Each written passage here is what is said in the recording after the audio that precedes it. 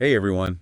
You ever like drive past a school and you're like, man, that place could really use some fixing up. Yeah, Or you hear about, another family that's having trouble making rent. right. Kind of makes you wonder, where does all the money go? hmm So today we're going to deep dive into some of the economic choices that we make as a nation, Okay. especially when we look at like spending on war versus spending on things that we need here at home. Yeah, that's a really important analysis. Yeah. And a lot of times the conversations around war are just focused on the human toll, Right. which is incredibly important, don't get me wrong. Of course. But the economic impact of war, the sheer scale of resources that get devoted to it, Yeah. that's often overlooked. Yeah. And the source material you gave me actually takes a really interesting approach. Yeah.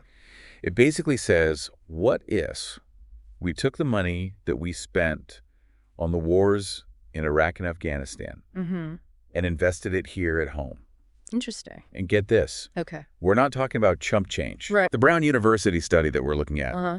estimates that the total cost of those wars is around $8 trillion. $8 trillion. That's, It's a big number. it's a number so big, it's hard to really wrap your head around it. Yeah. Imagine if you tried to count to 8 trillion. Oh, wow. If you counted one number every second, Okay. it would take you over 250,000 years. That's mind-boggling. It is. But you mentioned that cost, that $8 trillion, Right. it covers more than just like tanks and troops, right? Exactly. What else is in that number? So it's not just the immediate costs of actually fighting the war. Right. We're talking about things like the interest that accrues on the money that we have to borrow Oh, to finance these wars, okay. as well as the long-term health care expenses. Right. For the veterans who come home with, the scars of combat, both physical and mental. So it's like the ripple effect, Absolutely. the financial burden that kind of goes beyond the battlefield. For sure. Decades, right?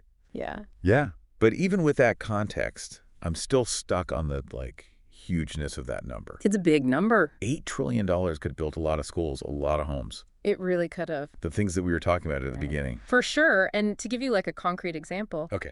with $8 trillion, we could have built somewhere between 160,000 and 266,000 new schools Wow. across the U.S. That's a lot of schools. Think about the impact on our education system, Wow. the opportunities it would have created for generations of students. Makes you think what could have been, Yeah. Had all those kids had access to those better resources, better facilities. Absolutely. But beyond education, the source material also points out that this money could have made a huge difference in the area of housing. Yeah, it could have. In fact, it says that with $8 trillion, Mhm. we could have built 20 million new homes. 20 million new homes right here in the U.S. 20 million homes. Yeah. I'm trying to even imagine what that would mean for Hmm. families that are struggling to find an affordable place to live. Absolutely. What would that mean for communities dealing with homelessness? Right.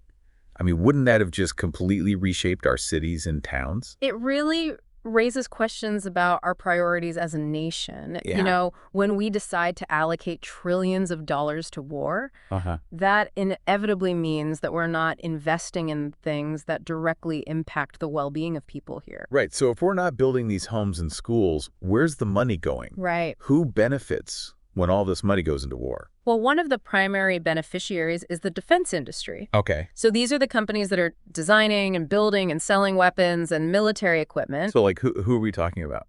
Companies like Lockheed Martin, Oh, yeah. Boeing, Raytheon, Okay. they see huge profits during times of war. That makes sense. Yeah. If war is the focus, Right. then the people supplying the tools for war are going to benefit. Right. But what happens when we shift our focus to building up our own nation? Right. What if we invest in development instead? This is where the idea of hammers and nails over guns and bullets comes in. Okay. When we invest in building and developing our own nation, Uh-huh. the benefits are much more widespread. Okay. And they tend to have a ripple effect that really boosts society as a whole. I like that. So give me some examples. Sure. What kind of positive impacts are we talking about? Well, for one, just the act of construction itself creates a ton of jobs. Oh, yeah? It puts people to work in well-paying positions. Right. And then there's the effect on infrastructure. You Yeah. think about roads and bridges, public transportation systems, Right. all that could be improved, built from scratch even. Yeah.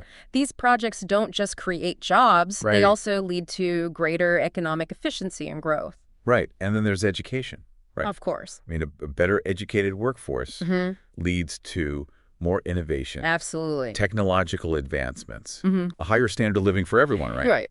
But it's not just about what that money could have done here at home. The source material also looks at what could have been done in Iraq and Afghanistan themselves. And this is where the contrast between destruction and investment becomes really stark. Right.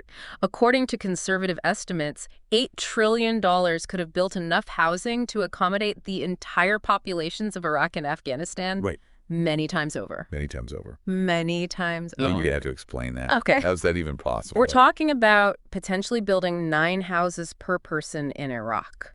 Wow. And 20 houses per person in Afghanistan. I don't even know what to say to that. It's a lot of houses. That's just, it's almost unimaginable. Yeah. But it's more than just bricks and mortar, right? Of course. What kind of changes could that kind of investment have brought to those countries? Imagine what that kind of resource allocation could have done. In terms of rebuilding war-torn communities, providing essential health care, creating economic opportunities that are sustainable. Yeah. We're talking about a potential future where instead of conflict, there's stability. Yeah. Where despair gives way to hope. It's heartbreaking to think about what could have been. Yeah. All those missed opportunities.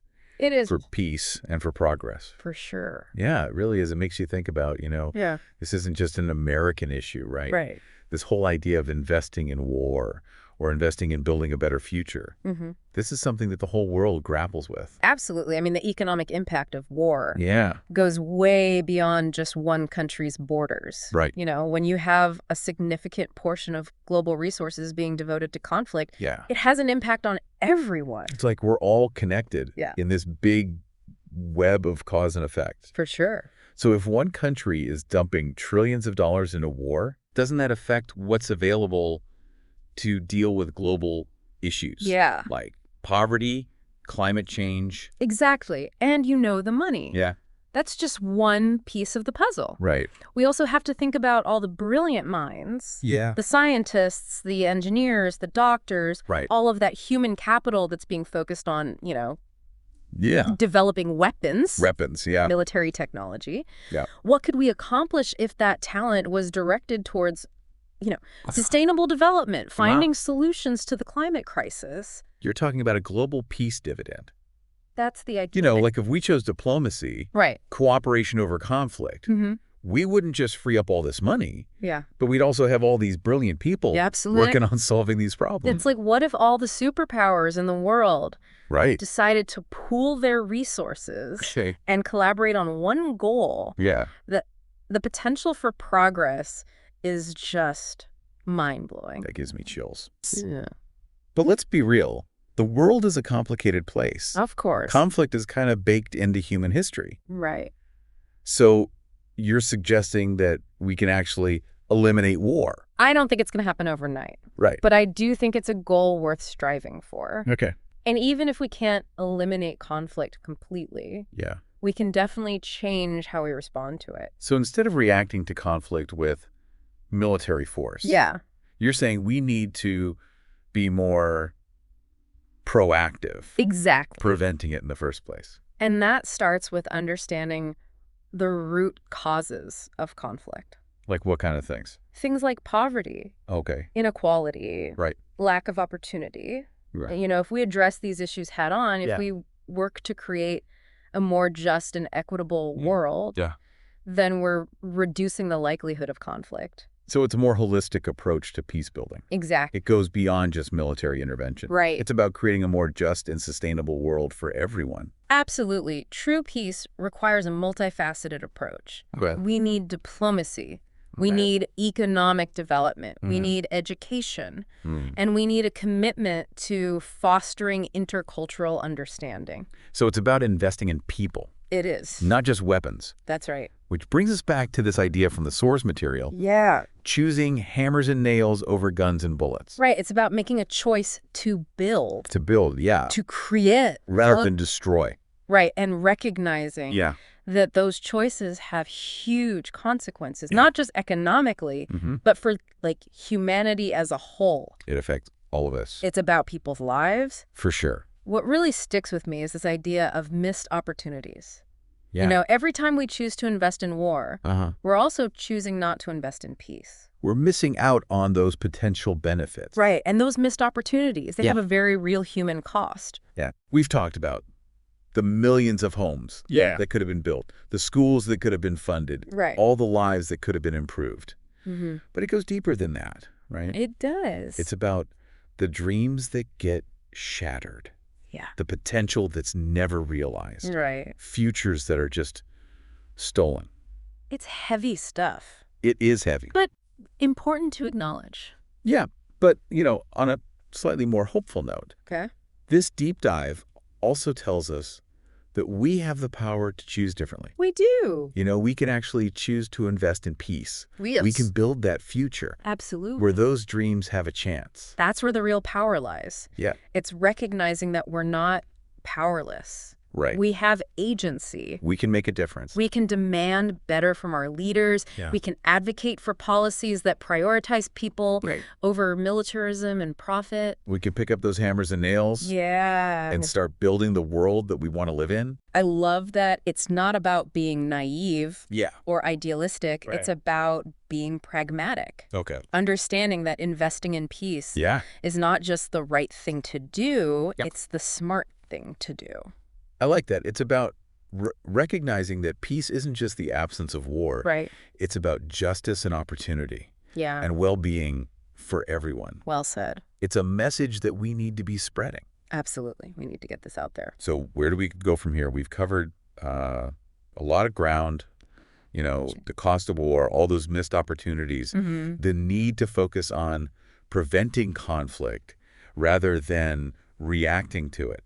Yeah. It's been a lot to think about. It has. Kind of heavy stuff, but important, It is, and I think the thing to remember is that this isn't just some kind of theoretical discussion. Yeah. These choices, they have real-world consequences. They affect people's lives. It's easy to get caught up in the day-to-day. But this conversation has really kind of zoomed out, shown us the bigger picture. Yeah. It's a reminder that we all have a responsibility to engage with these issues. And understand them. Absolutely. To demand better from our leaders. Every dollar that we spend on weapons is a dollar that we're not spending on education, healthcare, infrastructure, the things that actually build a strong society.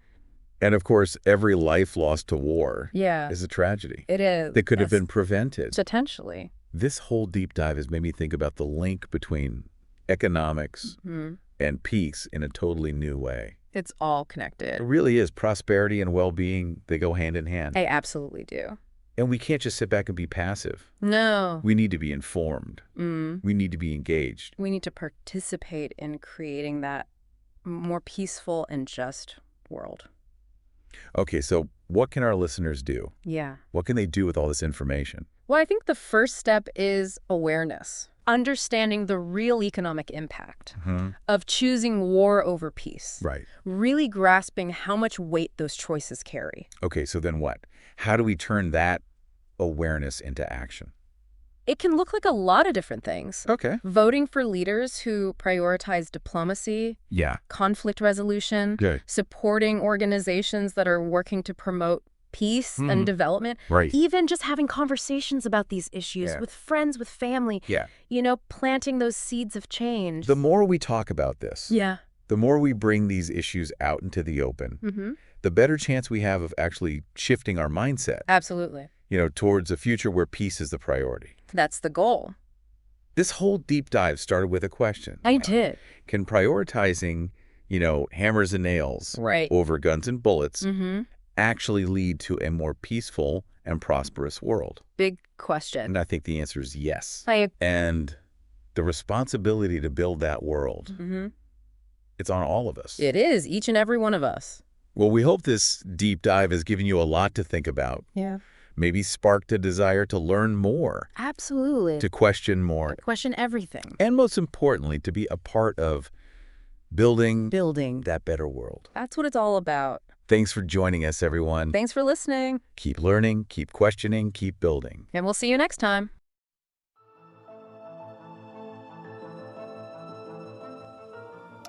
This is DigitView.